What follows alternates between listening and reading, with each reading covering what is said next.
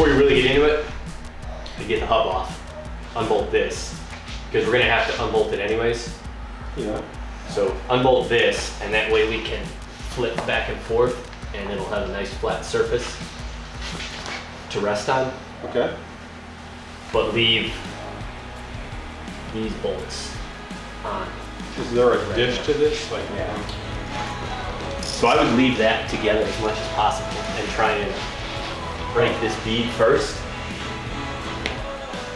Just soapy water, break the bead off of this, and then we can separate the halves. So break this side off of the rim, break this side off, and then separate the halves.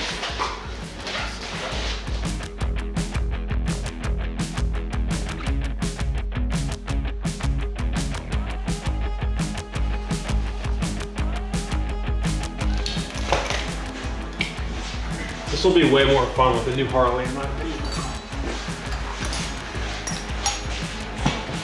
Nothing better than ripping apart new stuff. Whoa! Man. One down, one to go.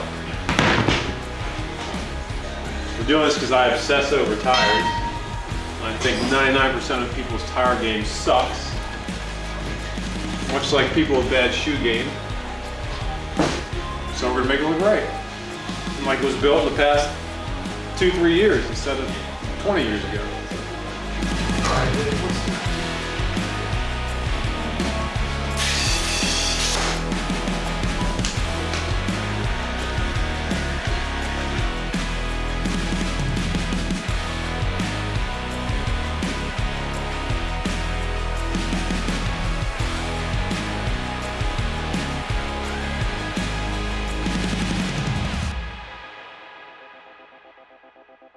Yeah, definitely creating a good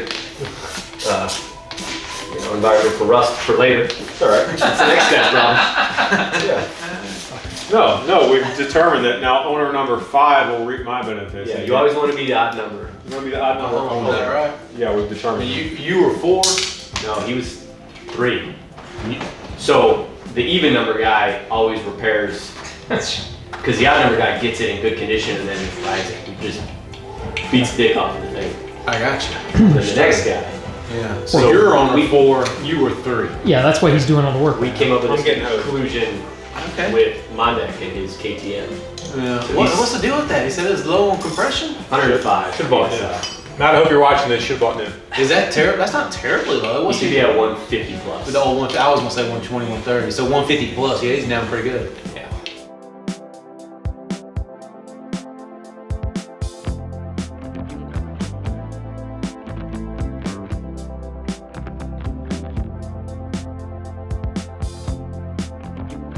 You gotta have with a CT70. Yeah. A VM26. I would say the carburetor's a big one, yeah. Big bore kit. At least an 88. At least, right? Yeah, so it's at least the 88, at least, in a, I don't know, a VM26 and, I don't know, exhaust? I don't know. I don't know. You gotta have a little grab handle. Yep, you got it. You gotta have a grab handle for whipping that bad boy around. I will say that. I'm a newbie to the CT70 world, it's not mine. Yeah, I've found in the past that just a thin layer of grease on these things really helps them slide together. If you're not worried about this holding air, because you got a tube. I didn't say fuck that. Oh, it's got some wobble to it. Here. Dope. Is it the rim or just the tire? Yeah, like. Terrible. It's the rim. You know how I like to use your leg? Quarter throttle on passing. This is it. That's it. Sweet. That better be a quarter throttle assembly then. If you want that to work.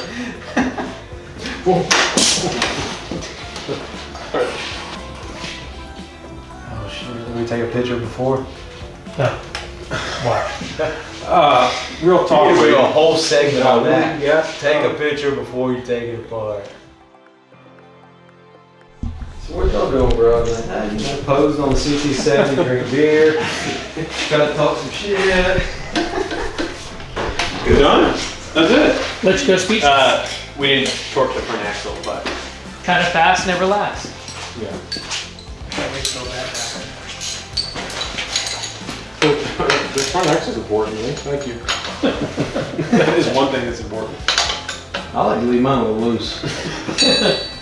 Personally.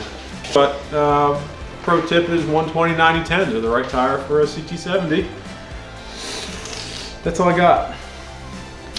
Dunlop M180 120/90/10s. Here's your pro tip for the day, and hopefully you'll see these tires passing Wade in a street near you. Thank you. Never gonna happen. Pro tip. Sturgis 20. Pro tip is that is never gonna happen. That's it. Pro tip is Wade pulls out his wallet a lot more than we do.